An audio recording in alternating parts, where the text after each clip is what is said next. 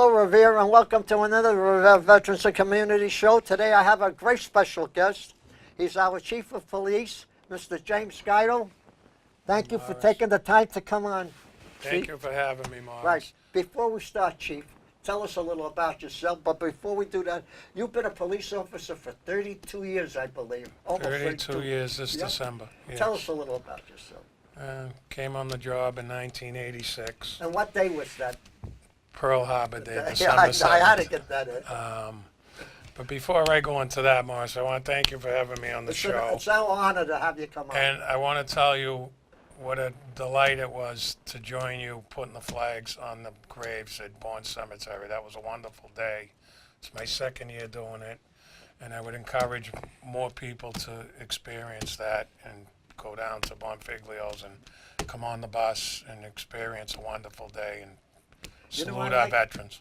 I'd like to add one more thing. Mr. Paul Monty, who does 77,000 Wonderful man, flags, right? wonderful man.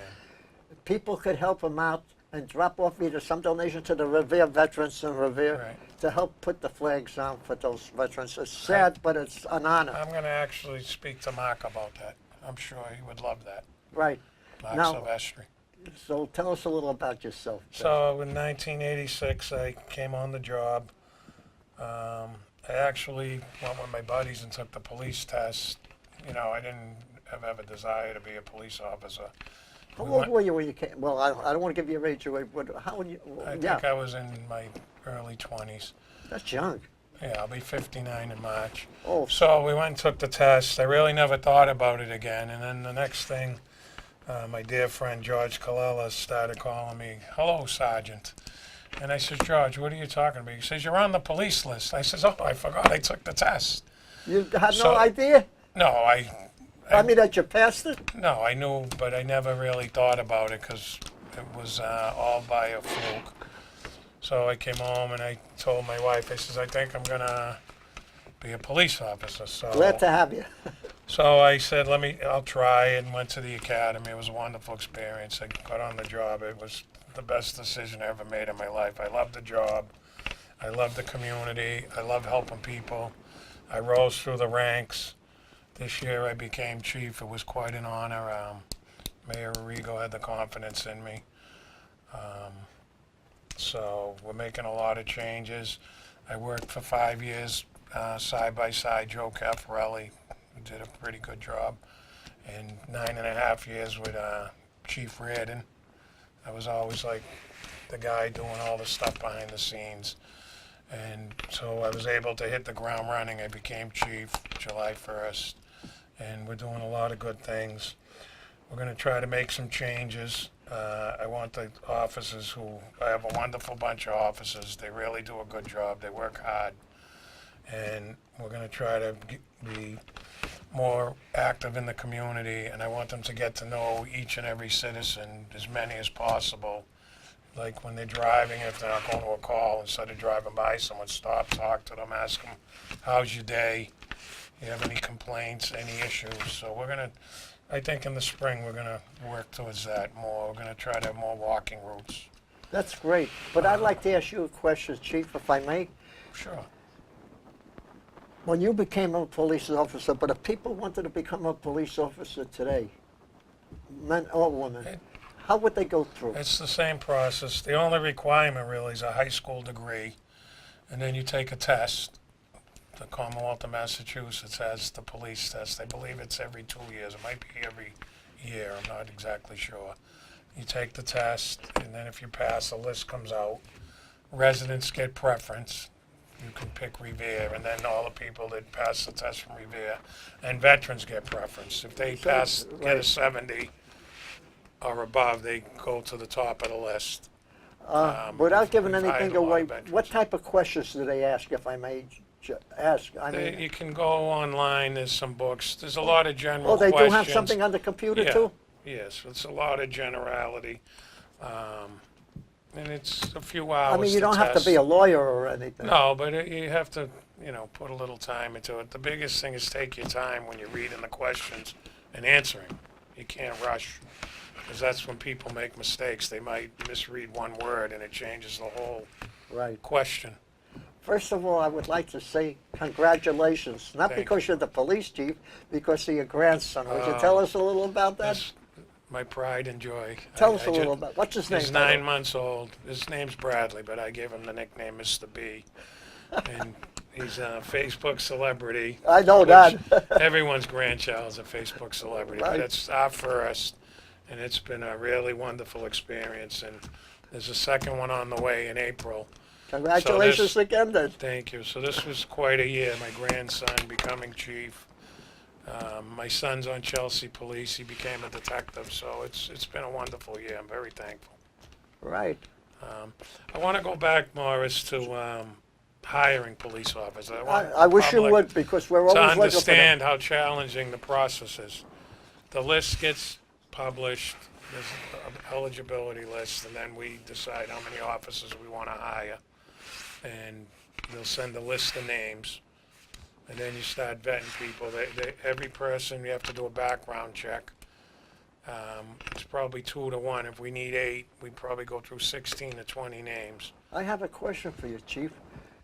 As you know, I go around the city of Revere. I see lots and lots and lots of buildings going up. That means there's going to be lots and lots and lots of people. Some are going to be good, some are going to be bad. Most are good. Agreed, because otherwise you wouldn't need a police force for the good ones. But how are you going to cover them all with the shortage of the police that we have right now? Well, that's what I'm getting at. We're trying to hire. The mayor's been very supportive of the department. But from the process of the background check to having that officer go through the whole process, the police academy, and go into the police cars and field training, like a year. So how a long is the huge police investment. academy, if I may ask? 26 to 28 weeks. Wow. You live And- there or you just commute there? Or do you live No, there? you commute. Oh.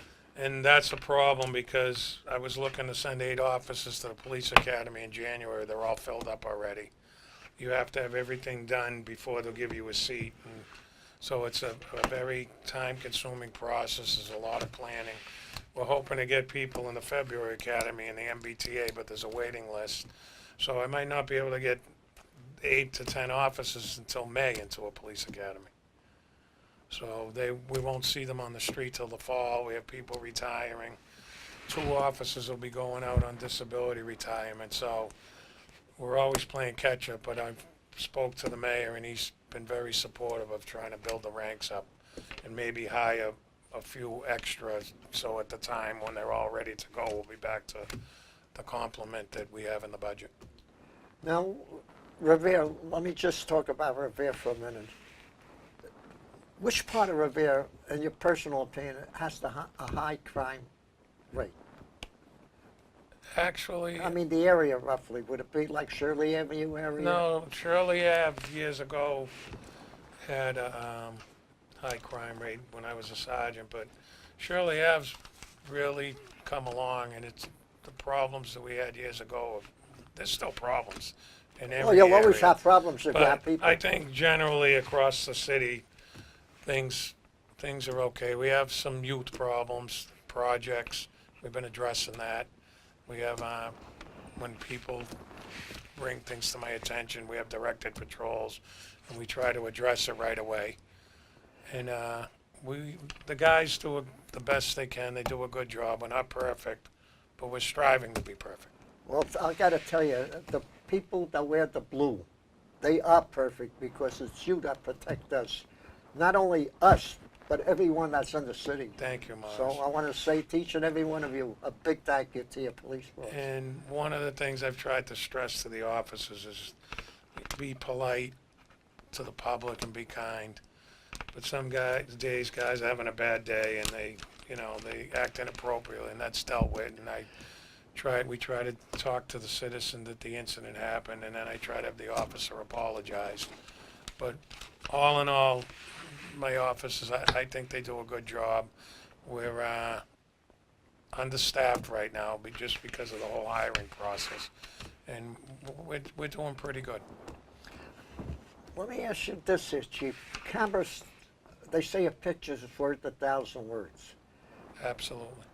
In those high crime areas, just put the cameras up there, the ones that can see. We have a lot of cameras, and they've been very helpful in solving a lot of crimes. And almost every business has cameras today, all the banks, all the stores. And we're constantly using that camera video to solve crimes. Right. Now, let me ask you, running from an accident is a crime in itself, correct? Leaving the scene of Of an accident, yes. That is a crime? Yeah. Okay. So, the worst place I've seen the accidents, and I've been involved in one myself, not on I the- heard about that, and I'm Right. glad you're doing better, Morris. I'm doing Getting you fine. back on TV. Yep, I was gone for a year, but I I finally know. managed We to all get were, back on we it. were all praying for you. Suffolk Downs, when you come out of Suffolk Downs, the Stop and Shop, that area to the highway, people go right through the red light. I know, we're addressing that. I just spoke to Joanne McKenna, Yep, Council McKenna the other day, and and she's a great, great lady. very proactive for her ward. And we spoke about some of the traffic problems there, but part of the Shaw's project, I know some people were for it, some people were against it, but some good mitigation money's coming out of that project to fix the roads in Donnelly Square and the lighting and the whole intersections and signage. So I think when that project's done and all the traffic improvements are made, it'll be much better. I think I'm inclined to agree with you. So, but you know, there's buildings going on all over the place. So, by the way, have you heard what their plans are for Suffolk Downs itself? They were talking about Amazon coming and maybe getting that land, but that's not definite, is it? No, that's a while away, but I think it's a first-rate developer, my understanding, that brought the property, and even if Amazon does not go there, I think they'll have a wonderful mixed-use project. They're working with the city planner in Revere and the city of Boston, and that's a huge project, and that'll be a game changer for the city of Revere, but the city's changing. People want to believe, Morris, they wouldn't be building all these buildings if I people agree didn't with want you. to live here.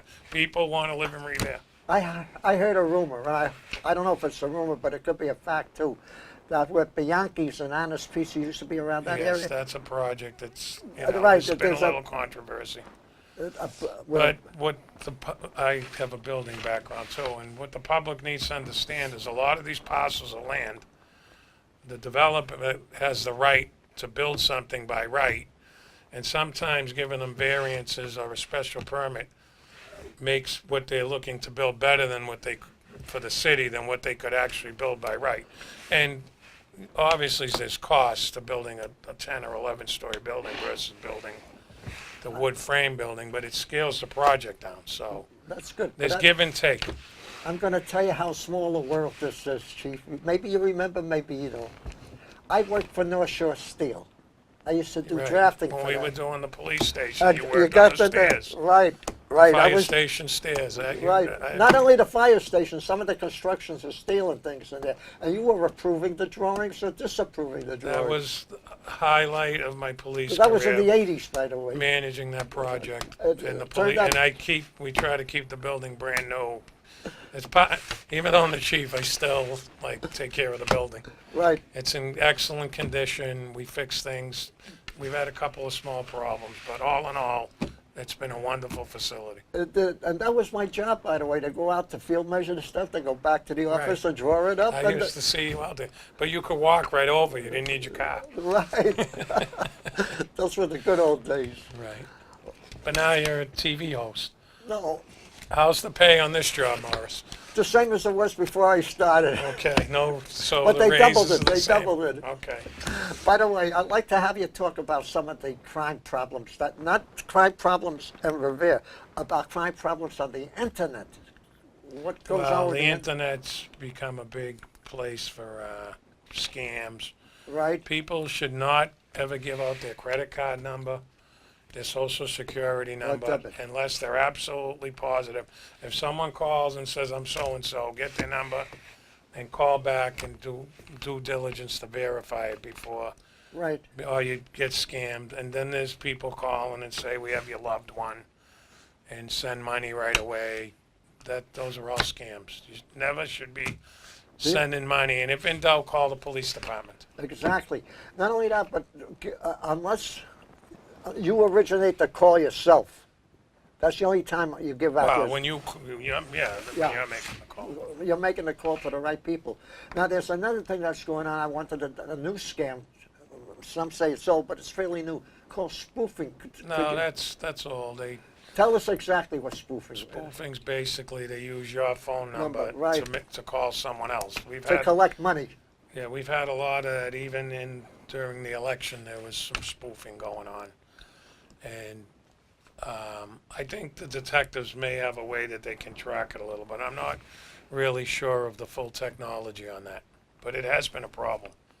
Hoaxes, 9/11 calls have been by spoofing. You see on the news in some states they activated the SWAT team through a spoofing call. It was all Right. so. It is as technology evolves, new problems arise, and the cost to try to keep up with the technology is the police department budgets double. We spend a lot of money on technology. People want cameras, but to maintain the cameras, to store the data from the cameras, it's very, very costly. And then like police body cameras, that's a whole another expense. Storing the data, the requests for the But that is the footage. best thing, because that's an eyewitness right with you. Right. And not only that, that way, if you have the, what you call the body cameras, if I could say that, when you go over to the car to speak to someone, his photo is up there right away. Right. And if anything happens, they have There's pros and cons. I'm not I don't see for any. it or against it, What but the- until they iron out all of the problems, who has access to what. So Why would the anybody- big cities with the deep pockets like Boston, and they're working out, and then it'll become Right, Chief, the but the only, policy across the board for everyone. the only ones that will be against body cameras are people who are hiding something that they don't want to be focused on. Maybe from the IRS, maybe from another town, maybe from another city, Well- but for identification. People are always afraid of Big Brother watching over them. Yeah, but Big Even Brother, the cameras out in the street, some people, I love 'em. 80% of the people love them, just 20% don't believe in it. But they've been very helpful in solving crimes. the best one was the Boston bombers. It was the cameras that caught them Exactly. with the backpack and one, and then going back without it. And the This- cameras deter crimes, because people know there's cameras. So Exactly. it deters crime. Yeah, that's great. What else did you? Oh, another thing I was going to ask you about the vehicles that the police force use. How long do they stay before they get new ones? In other words, because cars do deteriorate just like Well, the everything. mainline cars, we have 7 sectors, but 5 of the sectors, the cars are constantly being used. So probably a year to 2 years we can get out of a vehicle. That's it. Oh, yeah, the car runs 365 days, 24 hours a day. Okay. So it never turns off. Well, for Okay. roll call, but the car's constantly, same car, 101 car, every shift, that's their car. Another question for you is: criminals have weapons that the police don't have. In other words, some of them have submachine guns, Uzis. Well, What did what does There's- the That's you know- always a concern, right, them what- having more firepower than us. exactly. What do you use to counteract things? Well, we have training, we have officers that have been trained in tactical patrol rifles. Every incident calls for a different tactic. We have the SWAT team, we don't use it often, but if we we need do have it. a SWAT team. Yes, we have a SWAT team, they do extensive training, and if there was ever a major incident, they're prepared and trained and ready to act. Okay. A high arrest situation, a search warrant, we might use the SWAT team. There's a threat matrix that has to meet the criteria when the SWAT team's activated. When do you use a taser and when do you not use a taser? How do you know when to use it, when not to? Because people tell me that. The taser's actually a wonderful tool. It cuts down the use of using your service weapon. And we have, eventually I'd like to have every officer with a taser, but right now, I'm pretty sure probably 40% of the department has tasers. They're costly, but once we buy them, and then there's training involved. But they are a very good deterrent. People don't want to be tased. They surrender. Not every person, but It won't kill you. Will a taser kill you? Or it can't If you kill? have a medical condition, I there's was gonna been some isolated cases, but generally no. Okay. It's Another- not like being shot with a gun. I'll tell you what's another good thing that I don't know how they do it today. When I was a young man, the police used to come to the school. They would talk to us. We have 3 school resource officers. All 3 of them do an outstanding job. A great interaction with the kids. Officer Joe Singer, John yeah, I met Joe Caffarelli, Singer. and David Wilson, who's been the longest serving school resource officer. But they do a lot of work with the kids. Work that no one really sees, but I'm aware of it. And the kids love him. Everyone knows Joe Singer. He really Yep. interacts with the kids. He's a lot of fun. Dave Wilson's down at the high school. He really deals with the older kids, but Joe and John have the younger kids, and I think they love being with the kids. And then we have Officer Salvati. I was going to mention Jerry Salvati. He does tremendous with the kids. He's Right. always going to the schools, stranger danger, giving talks, and all the kids know Jerry. I'm hoping to expand that as we get some more outside the academy, expand the whole community Years ag- service division. Chief, years ago, I used to be a crossing guard at the Garfield School. And Jerry Salvetti, I think, first got onto the police force, which is a long time ago. And the kids loved him, and he loved the kids. So I Right, want to he- say, He Jerry, does great work. he was good. He really loves that job. And there was another great officer. He's retired now. But I want to wish him a Merry Christmas. I haven't seen him for a year because I was away. Carl Borgioli. Kyle, he works up the substation with Jerry part-time. Oh, He's a civilian, there's- in a civilian job, yeah. oh, He's very helpful. I call them all the time. They take care of a lot Excellent. of things. All the little things in the neighborhood, I send them and they go see the resident. We take care of the problem. I have to. Nuisance problem. Oh, okay. Now I want to talk to you about your education. What could you give us a little I background? went of that? to Revere High School, Yep. late afternoon program it was called. I went to the vocational school That's where right. I learned a trade, and I'm a builder, licensed builder. That I know because, like I say, I we still did the do police stuff. station. And the Right. police station was, it's funny, Morris, when we started the police project, I was the clerk, and then they just thought I was a policeman. Oh, this guy doesn't know what's going on. Wasn't 3 weeks into the job, they said, don't try to fool the captain, he knows all about construction. But it was a wonderful experience. I enjoyed working with the superintendent, Paul DeRoss, and we had a great relationship, and I treated that project like I was building my own house, and I think everybody's aware of it. And cities all over the Commonwealth come to view our police station.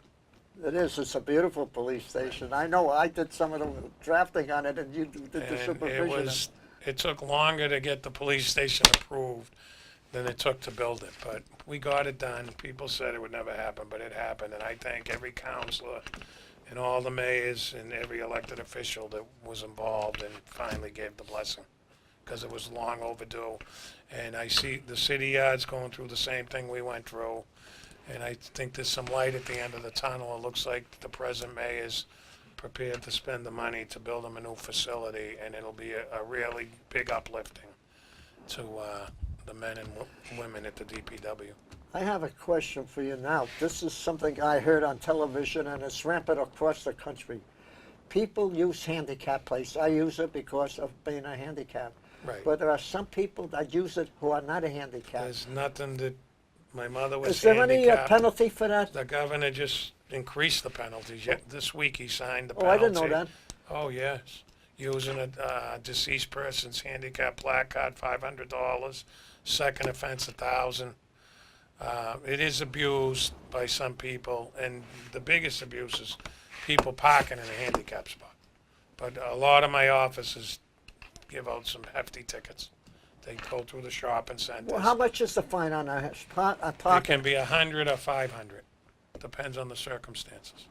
It's very You steep. mean the first offense could cost you $500? Yep. Wow. Misusing a placard, absolutely. That's absolutely not right. But a lot of the times they're covered up. How do you know? That's a crime now. You can't cover up the expiration date. There's all new rules.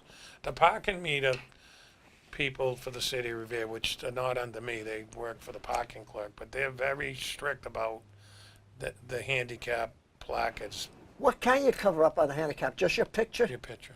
That's the only thing? I believe so, yes. Oh. Okay, that's good to know. But if an officer, you're at the vehicle, we would see the picture matches you.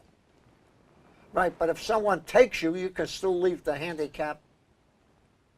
In other words, if I can't drive myself and someone is driving me, they can use the handicap for me. If they're coming in the store to assist you, yes, I believe so. No, But well, if thank you're you. not going in the store, the person driving is not handicapped and they're gonna wait outside, they can't go in the handicap spot. In other words, the handicapped person has to do the actual shopping then.